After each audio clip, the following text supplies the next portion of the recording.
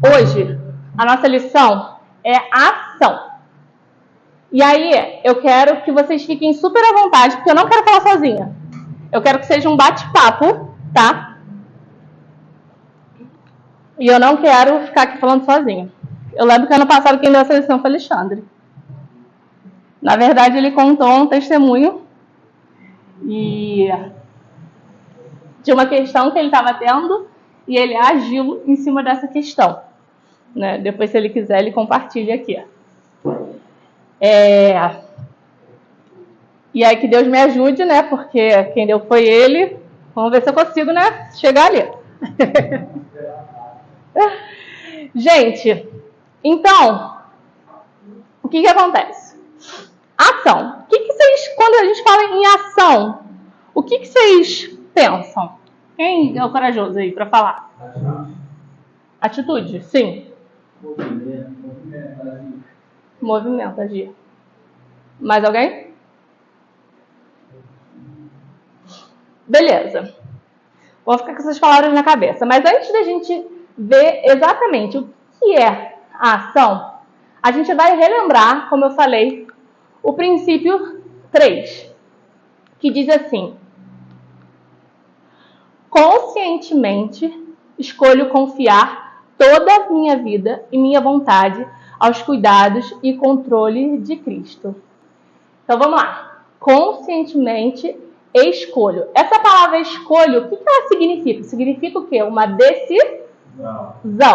Quando eu escolho algo, eu estou decidindo, né? E nesse princípio eu estou decidindo o quê? Que eu vou confiar toda a minha vida e minha vontade aos cuidados de Deus. Então, eu estou decidindo que eu vou entregar-me por completo a Deus. Por quê? Porque lá no princípio e no passo 1 e 2, eu já admiti que a minha vida estava ingovernável, né? Fora de controle, que eu sozinho, por minha conta, não ia dar bom, só estava dando ruim, entendeu? Então, eu admiti isso. E aí, no princípio passo 2, eu passei a acreditar que Deus era o único que poderia me ajudar nesse meu processo, que poderia me restaurar, né? E aí, aqui no princípio 3, eu decido, então, de fato, já que eu admiti que eu não tenho controle sobre a minha vida, que está ingovernável, entendeu? Que Deus é o único que pode me ajudar aqui. Eu estou conscientemente escolhendo confiar toda a minha vida e minha vontade aos cuidados e controle de Cristo. Então, eu estou tomando uma decisão. E aí, o versículo desse princípio diz assim: felizes as pessoas humildes. E aí, muita gente entende esse versículo como humilde como pobre, né? Sem recurso. Mas não é isso. Humilde é quando a pessoa reconhece, quando ela admite, nesse caso, né, a sua impotência, que ela não é nada, que ela precisa da ajuda de Deus, que ela precisa que Deus governe de fato a vida dela, né? Que a vida dela de fato perdeu totalmente o controle. Porque quantas vezes nós, acho que todo mundo, né, em alguma situação, em alguma área da vida, já tentou tomar decisões por conta própria, na força do seu próprio braço, sem perguntar para Deus, né? Uma coisa ou outra. Acho que o Ney, semana passada, deu o exemplo da moto, não foi isso? Ou eu tô doida? Não foi? Então, assim, quantas vezes... Eu também estou com um exemplo agora, mas eu ainda não estou pronta para contar. Deixa tudo se resolver, depois eu vou contar o babado. Sabe aquelas coisas que a gente acha que é... A gente acha que está fazendo a coisa certa, a gente acha que é de Deus, mas na verdade a gente está fazendo o que a gente quer. Entendeu? Tem muito. Eu caio nessa direto. Na verdade, sim, todos nós temos alguma área da nossa vida que a gente se engana, né? Que a gente toma decisões por conta própria. E aí, a gente, assim, falando muito sinceramente, a gente se lasca, né? E aí, humildade, então, não é isso. Humildade é você reconhecer, é você admitir, de fato, que a vida está desgovernada, que eu preciso de ajuda. É nesse sentido, né? E aí, eu peguei numa outra versão aqui, que é a versão da mensagem, que diz: abençoados são vocês que se contentam com o que são, nem mais, nem menos. Aí tem o restante do versículo, mas enfim. E aí eu fui buscar no dicionário qual o significado de humilde.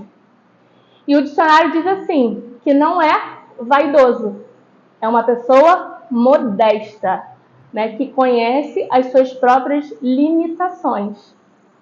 Então, quando eu tenho esse princípio, e quando eu tomo o passo 3, né, que eu decido entregar a minha vida ao controle e cuidado de Cristo, eu estou admitindo minha limitação diante de Deus. Estou admitindo, Deus, eu sou humano.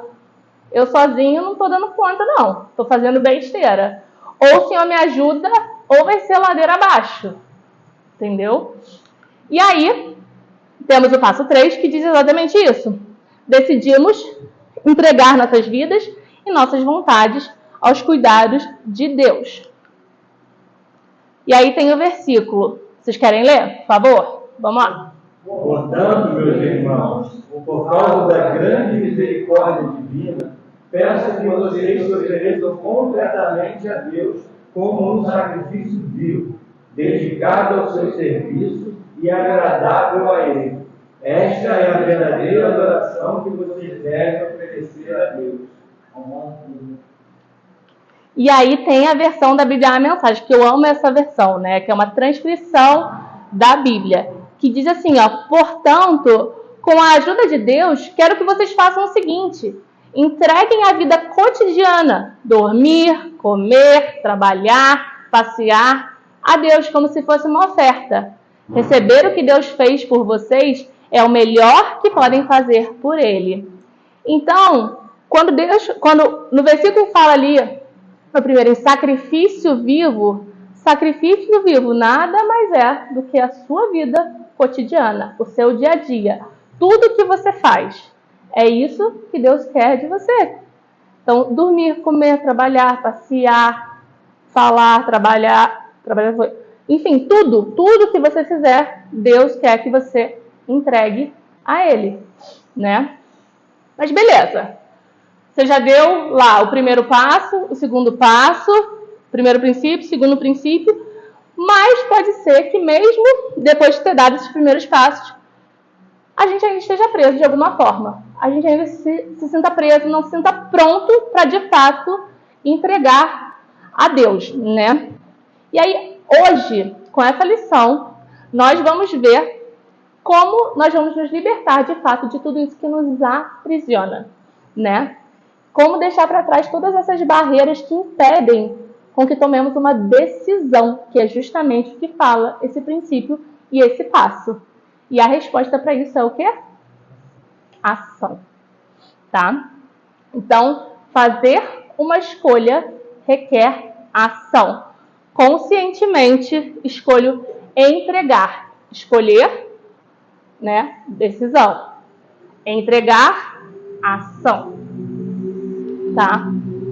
Mas aí a gente volta lá. Então, o que é ação? Vocês falaram movimento, mas o quê? Atitude. Quê? Mover-se. Exato. O que o dicionário fala sobre ação? O dicionário diz que ação é a evidência de uma força, de um agente, o seu efeito. Então, ele dá ali alguns exemplos, né? A ação da umidade é o efeito da umidade, né? É a evidência ali de uma força, a força da umidade, a ação de um medicamento. E outro significado que ele dá para a palavra ação é exatamente o que vocês falaram, que é exatamente o que a gente vai trabalhar aqui nessa lição. Disposição para agir, atividade, energia, movimento. Ele dá ali exemplo. Homem de ação, mulher de ação. É o que eu quero ser, não sei você, mas eu quero ser uma mulher de ação. Uma mulher que não apenas fala, mas que age de acordo com aquilo que fala, né? Tá? E aí, então o que é ação? A ação é algo que sai da minha mente, sai da minha cabeça e vai para os meus braços, para minhas pernas e gera um movimento, né? Em direção àquilo que eu quero alcançar, em direção àquilo que eu quero conquistar, né? Em direção, no meu caso, àquilo que eu quero perder, que é peso, né? E cada um com a sua área. aí de recuperação, com a sua fraqueza, com a sua dor, enfim, com a área que tem que trabalhar. A ação, ela é uma decisão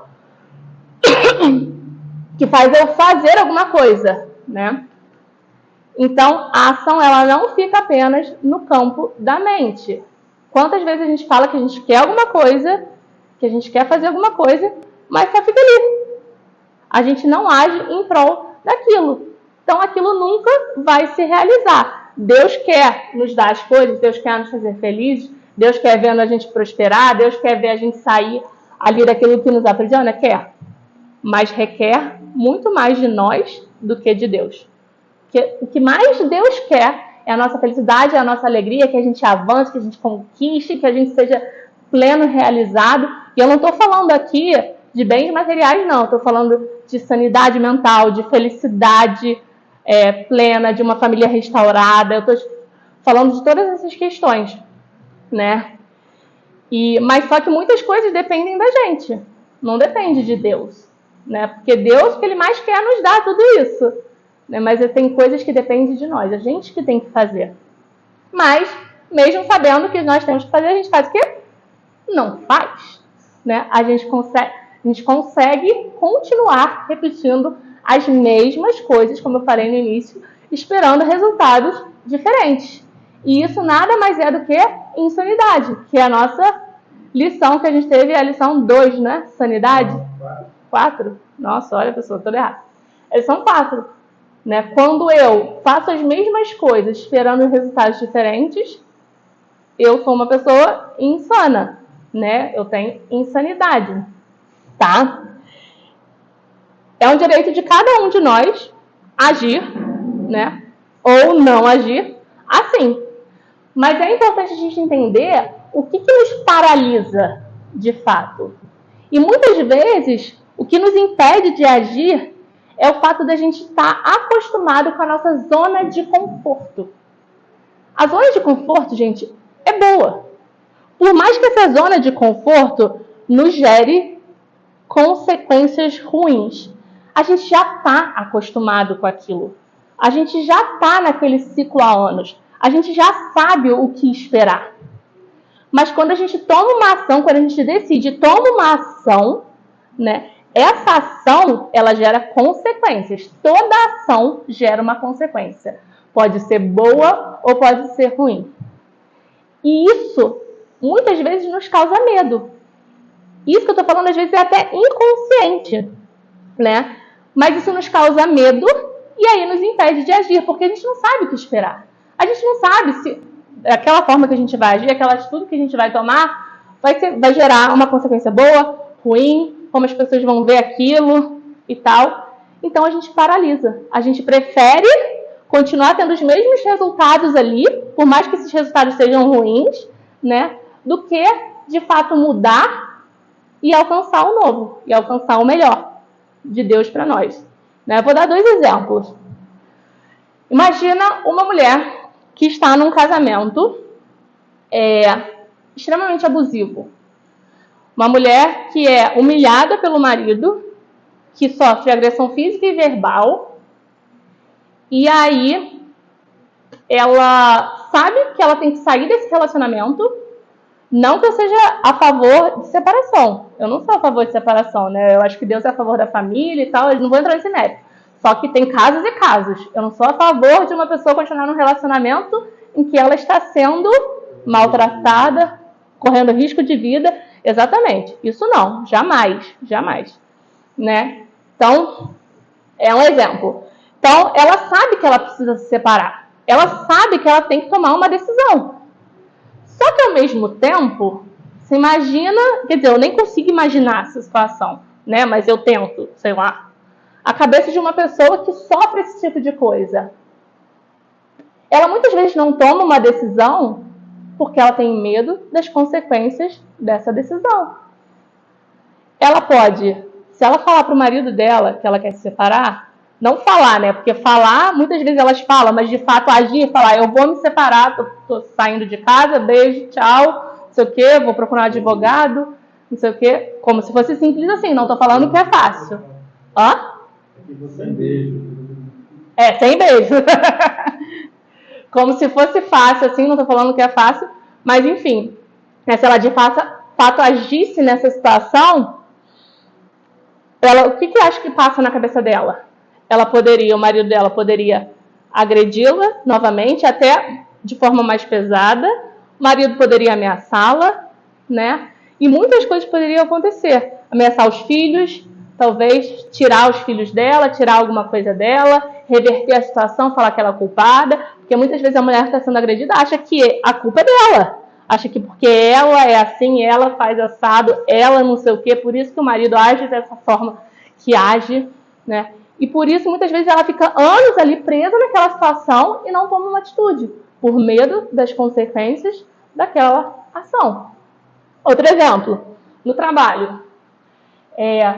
Você vê lá que, vamos supor, sempre trabalhou de uma certa forma. Aquilo dali funciona, ok? Funciona, mas você viu ali que existe uma outra estratégia que você pode implementar, que você pode fazer, e aquilo pode alavancar sua empresa, alavancar seu negócio, enfim, você pode crescer, né? É um risco, sim.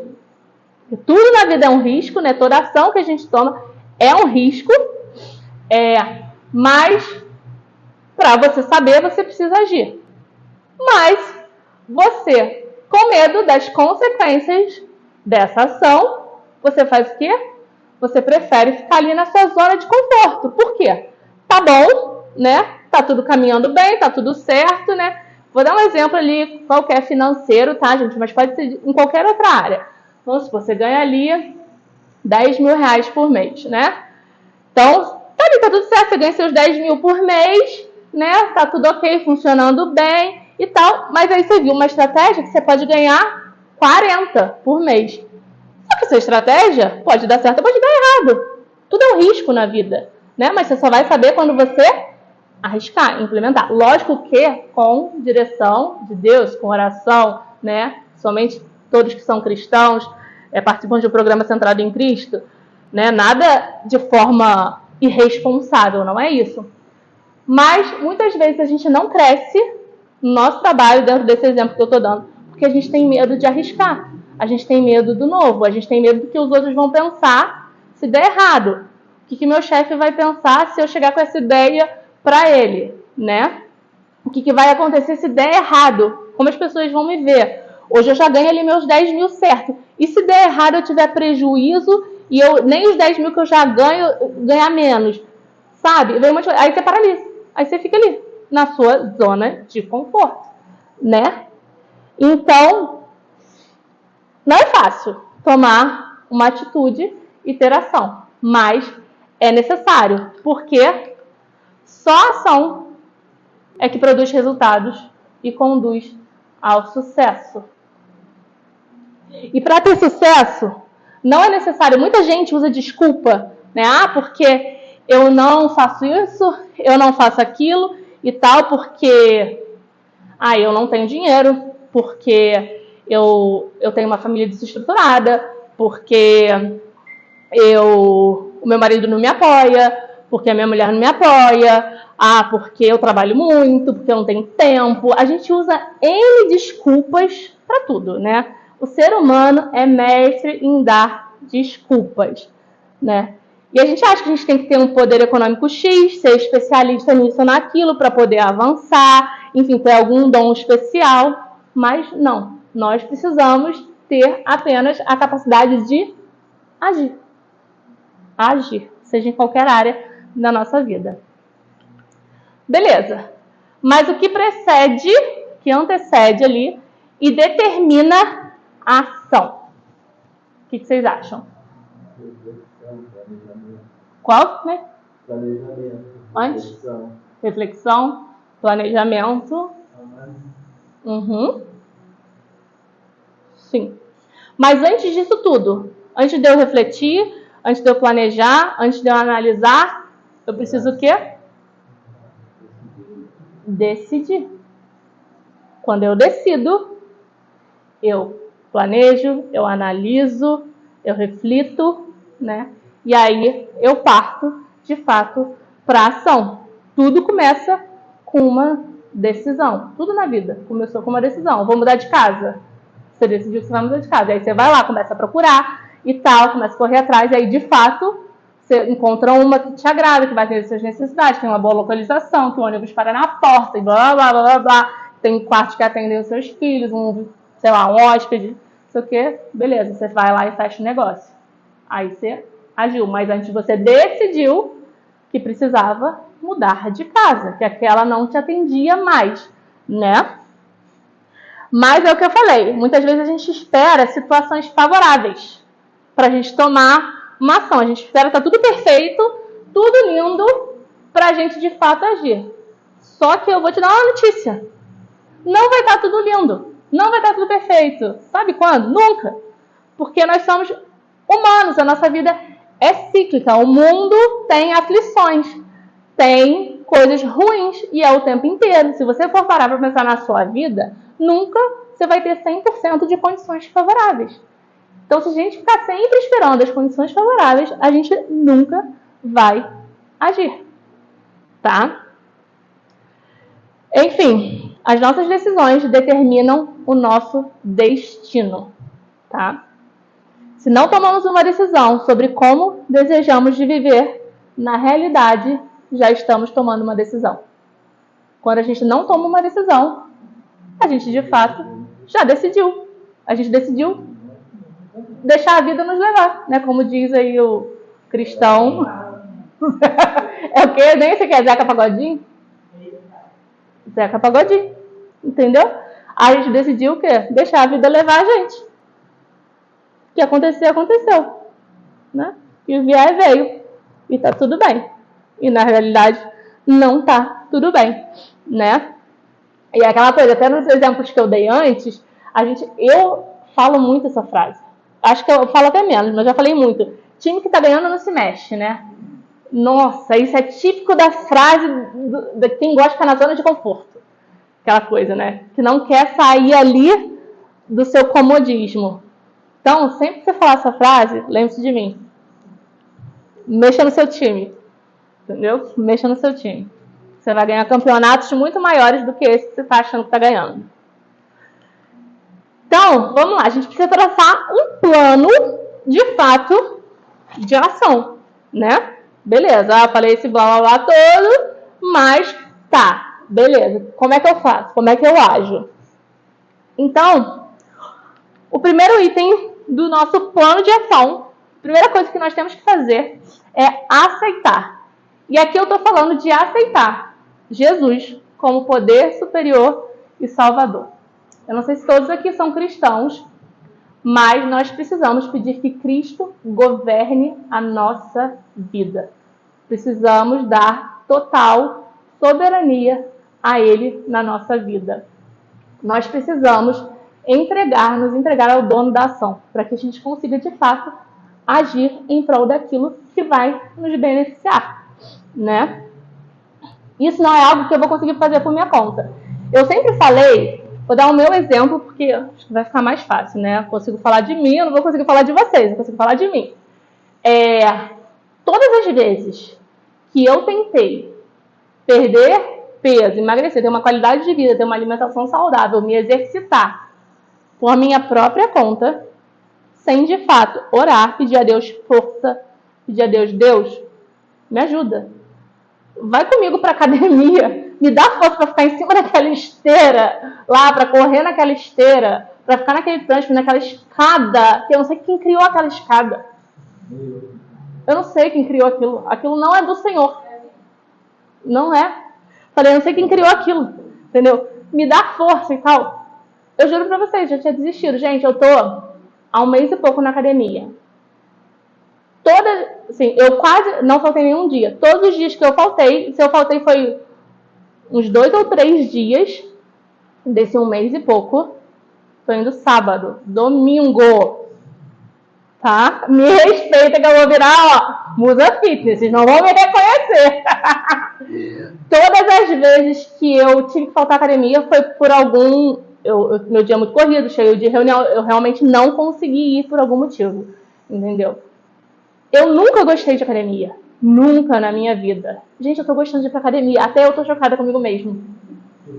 Quando eu fui fazer a avaliação da academia, o personal falou assim pra mim: Mari, você vai vir quantas vezes? E você vai malhar quanto tempo? Pra ele poder montar a série e tal. Eu falei, é melhor começar, não vou ser tão otimista assim, né? Falei, é melhor começar devagar e sempre eu cumprir a minha meta, que eu falar que eu vou vir todo dia e eu não cumprir, eu mesmo vou me frustrar. Mas isso ok, isso é certo, tá? Façam isso, vai devagar e sempre.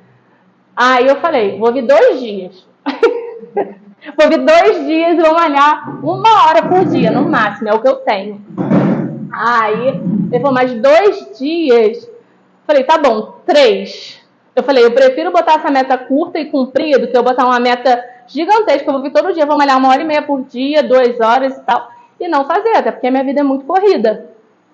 Gente, até eu tô surpresa comigo mesmo. Tô indo todo dia, malhando direitinho, fazendo a série completa. Não tô burlando um negócio. Tô fazendo... Hã? Não tô pulando exercício. Tô orgulho do personal. Então, quando eu botei Deus à frente das minhas fraquezas e das minhas dificuldades, deu certo. Não que eu não vou ter deslizes, não é isso. Não que eu não vou fraquejar um dia. Não que eu não vou ficar de preguiça um dia. Não, não é isso. Entende? Com relação à minha alimentação também. Nesse período que eu tô com a nutricionista. Não que eu não vou um dia comer um doce, comi já tive deslizes e tal. Mas assim, gente, é muito diferente. É muito diferente. Experimentem. Experimentem nas áreas de recuperação de vocês.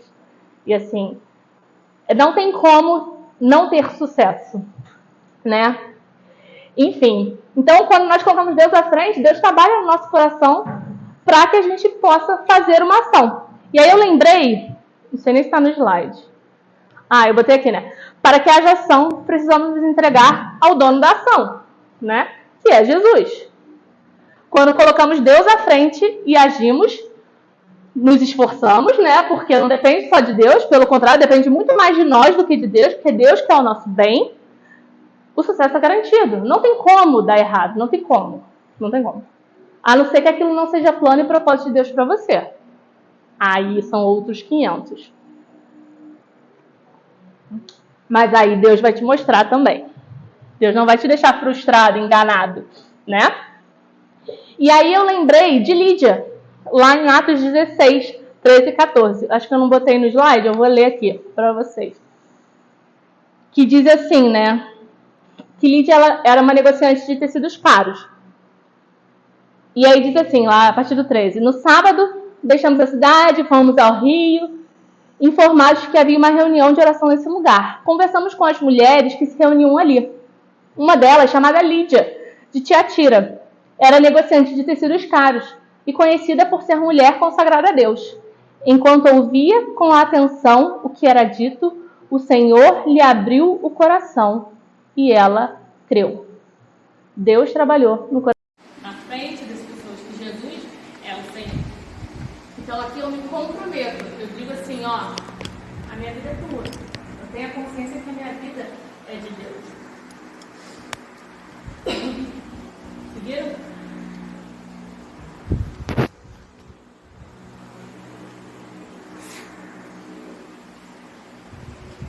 E aí, é exatamente isso, né? Ser comprometido com Cristo é ter a consciência de que nossa vida é dele. E que a vontade dele é o melhor para nós. Mais uma vez eu volto. Quantas vezes nós quisemos fazer as coisas com a nossa própria vontade? Né? Sim, com a força do nosso próprio braço, sem perguntar a Deus, sem Deus o que Ele quer para nós. E todas as vezes, eu tenho certeza, que eu e você fizemos isso, nós nos frustramos. Né? Mas, quando a gente de fato se compromete com Cristo, a gente entende que a gente precisa ajustar a nossa vontade à vontade de Deus. Pode ser que alguma coisa, né, que eu tenho vontade não esteja ajustada com os planos de Deus para mim. Mas pode ser que algumas coisas não estejam. Então, a minha oração, a nossa oração todos os dias tem que ser, Senhor, que a minha vontade seja a tua vontade. Né? Porque ele diz que a vontade dele para nós ela é o quê? Ela é boa, perfeita e agradável. Ou seja, é o melhor para nós. Então a gente precisa abrir mão do controle. Quantas vezes a gente quer controlar tudo. A gente quer controlar. A gente não dá conta nem de controlar a nossa vida, né? A gente não basta controlar a nossa vida, a gente quer controlar a vida dos outros também, se deixar. Né? A gente quer controlar a nossa, a dos outros e tal. Então a gente precisa abrir mão do controle e deixar que ele reine soberano sobre nós, porque ele vai fazer o melhor. Então a gente precisa fazer a oração salmista, que diz: "Mas, meu Deus, ensina-me a fazer a tua vontade. Que o teu Espírito seja bom para mim e me guie por um caminho seguro." A gente precisa se esvaziar de nós e se encher de Deus. Se o nosso coração estiver cheio de nós, cheio dos nossos próprios desejos, cheio das nossas próprias vontades, então não vai ter espaço para Cristo. A gente precisa se esvaziar de nós e falar: Cristo, vem, governa, me enche de ti, da tua vontade, se cumpra em mim. Bem, 3. Essa é babada também, hein? Abrir mão. E aí, Provérbios 3:6 diz assim: "Confie no Eterno do fundo do seu coração. Não tente resolver tudo sozinho." A gente tenta direto, né? Resolver tudo sozinho. Acho que eu tento. "Ouça a voz do Eterno em tudo que fizer, aonde for. Ele não terá você no melhor caminho. Não pense que você sabe tudo. Corra para o Eterno. Fuja do mal." Então, abrir mão aí é no sentido que a gente estava falando antes, de deixar que Deus governe. É soltar totalmente a cordinha. Tal cordinha que eu falo sempre aqui, né? A gente entrega para Deus. Eu entrego. Tipo assim, é como se eu tivesse aqui esse controle, amarrado na cordinha. Eu joguei pro Ney ali, mas eu fico segurando a pontinha da cordinha aqui, ó. O Ney tá com o controle não, o controle é dele, mas eu tenho que estar com a pontinha da cordinha. Se alguma coisa achar que fugiu um pouquinho assim do que eu acho que é melhor pra mim, porque eu sou Deus, né? Eu devo ser maravilhosa. Eu vou lá e dou uma puxadinha assim, falo: "Ups, volta aqui, né? Não gostei disso não, Senhor. Não tá legal isso não." Né? Então, é literalmente soltar essa cordinha, entregar tudo pra Deus. Por mais que a gente ache que não vai dar certo, tá dando tudo errado, que não vai ser bom, vai dar certo, vai ser bom. No final, vai ficar tudo bem e você vai agradecer a Deus, né, por tudo que Ele fez na sua vida. E aí, entregue-se a Deus e deixe Ele agir. Tem um exemplo que eu acho muito bom. Imagina um garotão, aí ó, tipo filho pródigo, né? Quer viver a vida, quer viver a sua própria vida, acha que não quer, pode ser independente, não quer mais morar com os pais, né? Beleza, quer ir morar sozinho, não tem condições, não tem juízo nenhum para fazer tal coisa, mas ele quer mais viver. Show, mas ele fala: "Pode ir? Quer ir? Já é mais de idade, já pode tomar suas próprias decisões, então vai ser feliz." Ele vai, mas ele quer que os pais façam o quê? Paguem o aluguel dele, paguem as contas de luz, de água, telefone, internet, né? Que a mãe faça a comidinha dele, né? E mande as quentinhas para ele poder se alimentar. Ele quer também que a mãe lave a roupa dele, suja, óbvio, né? Daquele fala da roupa suja, né? Passe a roupa dele, né? E leve para casa dele a roupa lá no armário. Ou seja, ele quer ser dono da sua própria vida sem ter que responder por ela, né? E muitas vezes eu e você nós fazemos isso com Deus. A gente não quer abrir mão das nossas vontades, dos nossos desejos, a gente não quer renunciar, mas a gente não quer assumir as consequências das nossas escolhas. Qual a consequência da escolha? Quer morar sozinho? Então, tem conta, tem trabalho, tem que chegar do trabalho, tem que cozinhar, tem que arrumar casa, tem que... Não é simples assim: vou morar sozinho ali. Não. E a gente faz isso com Deus, a gente quer fazer, levar a vida do nosso próprio jeito e tal, mas a gente não quer assumir as consequências daquilo que a gente escolhe. E muitas vezes a gente ainda reclama com Deus, né? Quando não dá certo, fala: Deus, não foi não deu certo. A gente questiona Deus por que disso ou daquilo acontecendo com a gente. Então, a gente precisa abrir mão do controle, deixar que Deus governe a nossa vida. 4. Observar que é só o começo. Aí o versículo diz: pois estou certo de que Deus, que começou esse bom trabalho na vida de vocês, vai continuá-lo até que ele esteja completo, o dia de Cristo Jesus. Filipenses 1:6. O processo, ele tem fim? Não. Quando que termina? No dia de Cristo Jesus. Ou seja, só quando Jesus voltar. Então, o nosso crescimento, o nosso processo de crescimento e aperfeiçoamento, ele é constante. Ele não termina. Ou seja, isso daqui é só o começo. Eu costumo dizer que o Celebrando, ele não é uma corrida de 300 metros, né? Correu, foi lá, acabou, acabou, beijo, tchau, né? Não é só um curso. Fui lá, fiz um ciclo, né? Beijo, tchau, acabou, me formei, lindo, tô pronto. Não. Celebrando a recuperação, ele é uma maratona. Ou seja, você vai correr, correr, correr, correr. Tem hora que você vai se cansar, tem hora que você vai precisar parar de beber uma água. Vai correr, correr, correr, até chegar no fim da sua vida. Né? Celebrando a recuperação é um estilo de vida, é uma maneira de se viver. Um dia de cada vez. E com Deus por todos eles. E aí, a gente entra no viver um dia de cada vez. A gente aprende aqui Celebrando que a recuperação ela acontece um dia de cada vez. Não adianta a gente querer apressar as coisas, porque Deus trabalha com processos. Deus tem o tempo dele para as coisas. Nós, como humanos, queremos ver as coisas acontecer do dia para a noite. Volto eu no meu exemplo. Eu acho que eu queria piscar, perder 15 quilos. Eu iria, amanhã ela acordei 15 quilos a menos, gominho na barriga, sem celulite, queria. Mas a vida não é assim. Eu preciso passar por um processo. E esse processo requer renúncias, requer sacrifício, requer esforço, requer decisões, requer ação. Entendeu? Então, isso é um dia de cada vez. Não adianta eu ficar pensando lá na frente. Não, eu tenho que viver o hoje. E amanhã eu vou viver o amanhã.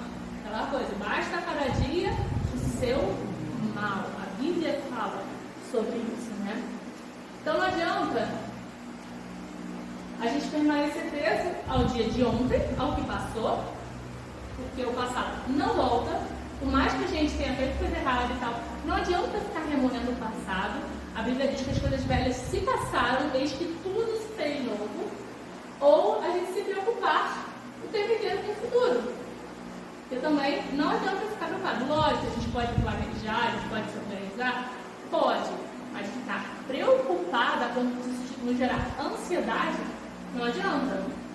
Então, tudo isso faz com que nós desperdicemos tempo precioso no presente, que é o único momento que a gente tem para viver, que é o único momento que a gente pode, de fato, tomar atitudes, decisões, ações, para até mesmo mudar o nosso futuro, né?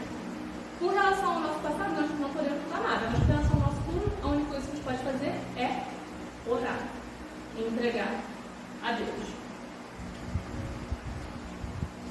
E aí é o versículo, né? Não fiquem preocupados com o dia de amanhã, pois o dia de amanhã trará as suas próprias preocupações. Para cada dia bastam as suas próprias dificuldades. Aí na versão a mensagem, né? Preste atenção no que Deus está fazendo agora, no presente, não é que Deus fez ontem ou vai fazer amanhã, é agora. E não se preocupem quanto ao que pode ou não pode acontecer amanhã. Ai, será que vai dar certo? Ai, será que eu vou conseguir? Ai, será que não sei o quê? Não se preocupem, a Bíblia fala. Quando depararem com uma situação difícil, Deus estará lá para ajudá-los. No futuro, Deus proverá tudo o que nós precisamos. Nós não precisamos nos preocupar. Tá?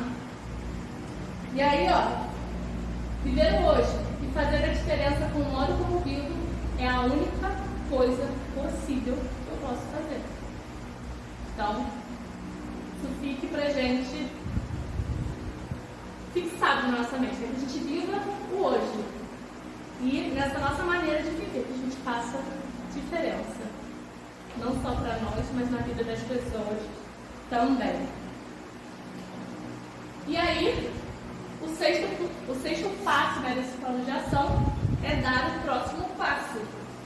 E o próximo passo é pedir que Jesus entre na nossa vida, se você não tem Jesus como seu poder superior, e buscar seguir a sua vontade. E caso você tenha, você pode reafirmar seu compromisso com Cristo. Bem, então tudo isso que nós vimos gerou o nosso acróstico, né? Todas as lições têm um acróstico. O que é um acróstico? Ele pega uma letra, uma sílaba e vai destrinchando essa letra ou essa sílaba. Então, o A de aceitar, o C de comprometer-se, o A de abrir mão e o O de observar, que é só o começo. Então, ação. E aí, depois veio o vida, né? Viver um dia de cada vez e dar o próximo passo.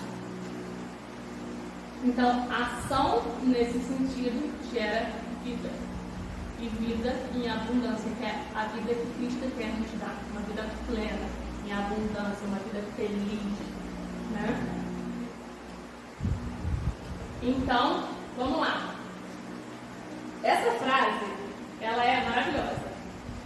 Muitas vezes a gente tem a teoria na ponta da língua, né? Parece que aquela pessoa que sabe a Bíblia de cor e salteado, sabe versículo de Gênesis ao Apocalipse. Eu sou péssima, gravar versículo, referência, tudo que você possa imaginar. Enfim, sabe? Tem pessoas que sabem tudo, mas que não vive nada.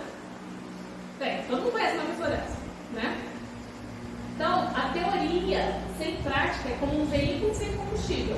Por mais potente que seja, simplesmente não irá a lugar algum. Mas é uma Ferrari. Se tiver gasolina, se não tiver gasolina, vai ser boa? Vai cumprir a função, o papel dela? Não. Eu não sei nem se Ferrari hoje é elétrica, né? Porque hoje tem carro elétrico, tudo, enfim. Mas se... É manual e é motor a combustão. Enfim, carros elétricos aí, super chiques, caros, não sei. Se não botar lá na tomada lá para carregar, vai sair do lugar? Vai cumprir a função dele? Não vai. Então não adianta ter um carrão, né, ser cheio de teoria, se não praticar. E eu vou me arriscar a dizer mais ainda, é mais bonito você não saber tanta teoria e praticar, do que você saber muita teoria e não praticar, né? Eu acho que excesso de teoria vira verbalismo, né? Você só fala, verbaliza, e fica nada mudou, né? Então, enfim, que a gente possa ser uma Ferrari com gasolina, com combustível, né? Que vai sair do lugar. Quando a gente une teoria mais prática, a gente tem ali a ação criadora e modificadora da realidade. A gente consegue modificar a nossa realidade, até porque a gente não consegue praticar alguma coisa se a gente não sabe o mínimo de teoria ali, né? Se a gente não tem o mínimo de um embasamento teórico que nos levou àquela prática, né? A praticar aquela situação. Então, que nós possamos agir e modificar a nossa realidade. Que muitas vezes a gente está tão satisfeito com uma realidade, né, que nós temos vivido, mas só depende de nós mudarmos. Então, de fato, nós podemos agir nesse sentido. Tá? E para terminar, muitas vezes evitamos a tomada de decisão, porém não nos damos conta que o ato de adiar uma decisão já é em si uma decisão. Ficar em cima do muro é uma decisão. Você decidiu que você não vai nem para um lado nem para o outro, você vai ficar em cima do muro. Você não quer se decidir. Isso é uma decisão. Então, a minha pergunta para você hoje é: você tem decisões que você precisa tomar? Você tem algo que você precisa fazer? Inicie um movimento em direção à ação. Haja, experimente a vida plena que Deus tem para você. É isso. Obrigada por me ouvirem. Mas eu não acabei. Eu separei um videozinho que eu assisti que eu achei muito pertinente pro assunto. Eu tenho 5 minutinhos, então eu queria compartilhar com vocês. Eu tentei baixar, mas não consegui, então eu deixei aqui já aberto na internet. Espero que funcione.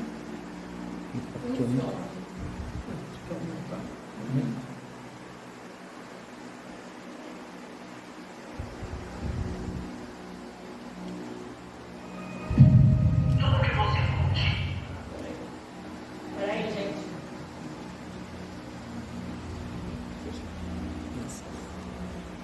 Cultiva e guarda dentro. Tudo que você cultiva e guarda dentro da sua mente, mais cedo ou mais tarde, vai acabar se tornando a sua realidade. Se você continua acreditando nas coisas que você sempre acreditou, você vai continuar agindo como sempre agiu. Se você continuar agindo como você sempre agiu, você vai continuar tendo a realidade que sempre teve. Então é muito simples. Se você quer realmente mudar os resultados que você tem na sua vida, tudo que você precisa fazer é mudar a sua mente.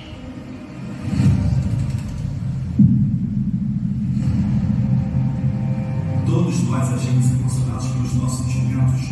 O que dá vida aos nossos sentimentos são os nossos pensamentos, entendamos por todas. Uma mente com raiva, inveja, ódio, pessimismo e qualquer tipo de pensamento negativo só produz resultados negativos. Não é autoajuda, não é conversa fiada, é fato. Enquanto você não mudar a sua forma de pensar, nada vai mudar na sua vida.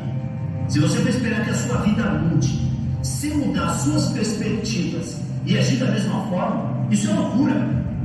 Pare de culpar o mundo, Deus, seus chefes, vizinhos, seus pais. Isso tudo está completamente fora do seu controle. Foque no que você controla, que são os seus pensamentos e as suas ações. Você precisa ter clareza sobre como você quer viver e onde pretende chegar.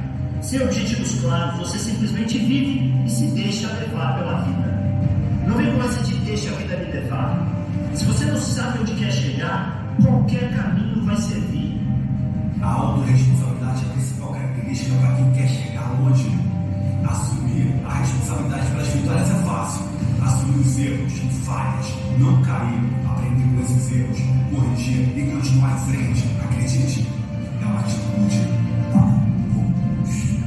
Chegou a hora de assumir a responsabilidade pela vida que você teve até agora. Chegou a hora de assumir que tudo que você tem é fruto da sua forma de pensar. Tudo, absolutamente tudo que acontece na sua vida É culpa sua. Viver exige coragem, viver exige disciplina, viver exige assumir riscos, enfrentar os medos e ter atitude. A vida é injusta. A vida é injusta para quem só reclama, para quem não age, para quem quer resultados rápidos, para quem não quer sair da zona de conforto.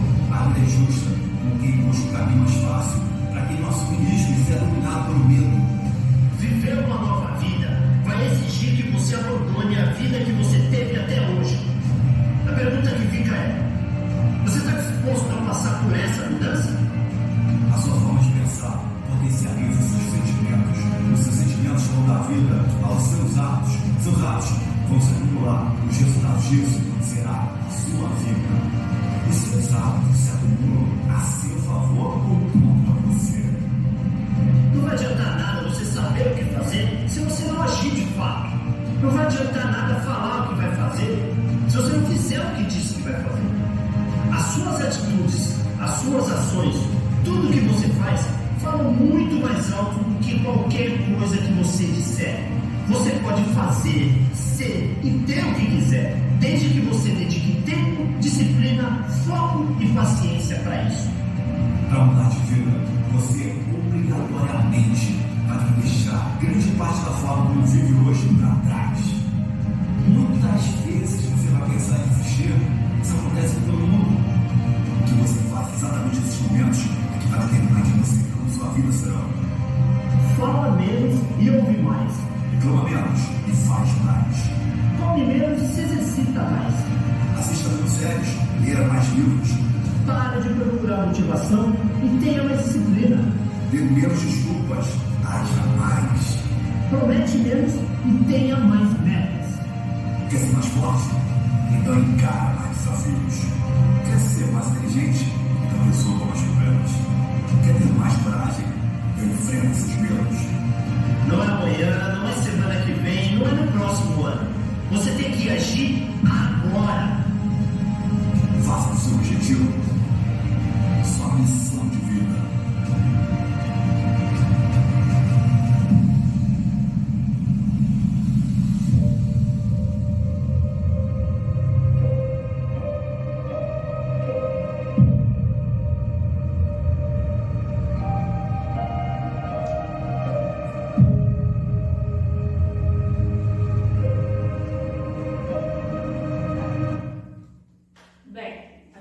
dizer mais nada, né?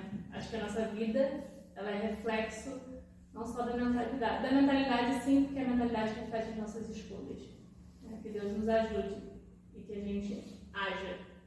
Amém? Amém. Bem, pode parar aí.